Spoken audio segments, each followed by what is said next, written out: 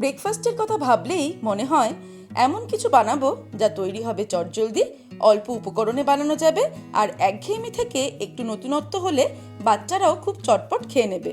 এই নিয়েই আজকের রেসিপি ম্যাগি অমলেট, যা দেখতে খুব আকর্ষণীয়, স্বাদেও খুবই টেস্টি আর বানানো খুব সহজ। তাহলে চলুন শুরু করি। সবার প্রথমে একটা প্যানের মধ্যে নিয়ে নেব 1 কাপ পরিমাণে জল।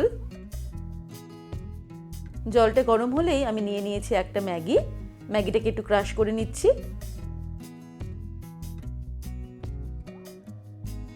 তারপর ম্যাগিটা জলের মধ্যে দিয়ে দেব। আমি এখানে 12 টাকা দামের একটা ম্যাগির প্যাকেট নিয়ে নিয়েছি। এবারে ম্যাগির মশলাটা আমি এর মধ্যে অ্যাড করে দেব।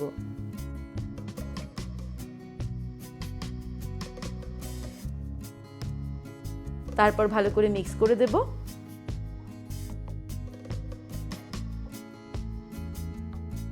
এর মধ্যে অ্যাড করে দেবো 1/2 টিস্পুন পরিমাণে গোলমরিচের গুঁড়ো, তবে আপনারা ঝালটা স্বাদ অনুসারে অ্যাড করবেন। তারপরে ম্যাগিটা ড্রাই হওয়া পর্যন্ত এটাকে রান্না করে নেব।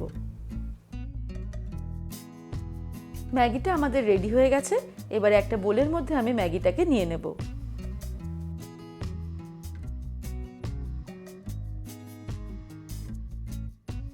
একটা বড় সাইজের বোল নিয়ে নিয়েছি, এর মধ্যে ফাটিয়ে নেব ডিম। আমি এক এক করে 3টে ডিম এর মধ্যে ফাটিয়ে নেব।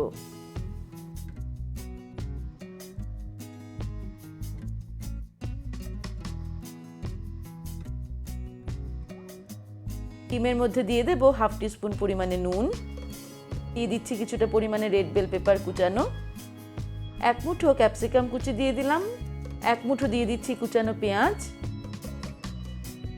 2টো কাঁচা লঙ্কা কুচি দিয়ে দিলাম, আর দিয়ে দেব অল্প পরিমাণে ধনেপাতা কুচি। এবারে একটা ফর্কের সাহায্যে ভালো করে আমি সবকিছুকে ফেটিয়ে নেব। তারপর চলে যাব পরের স্টেপে।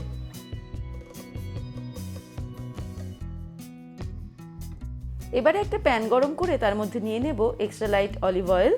আমি 1 টেবিলস্পুন পরিমাণে এক্সট্রা লাইট অলিভ অয়েল নিয়ে নিলাম, আপনারা রিফাইন্ড অয়েলও ব্যবহার করতে পারেন। তারপরে তেলটাকে ভালো করে স্প্রেড করে নেব। তেল গরম হয়ে গেলে এর মধ্যে ডিমের মিশ্রণটা ঢেলে দেব।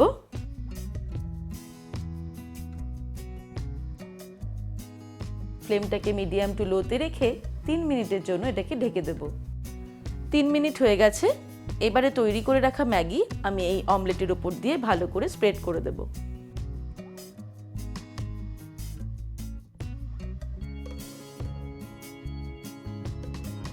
সম্পূর্ণ ম্যাগিটাই আমি অমলেট বরাবর স্প্রেড করে দিয়েছি ভালো করে। এবারে একটা স্প্যাচুলা নিয়ে দেখে নেব অমলেটটা নিচ থেকে রেডি হয়েছে কিনা।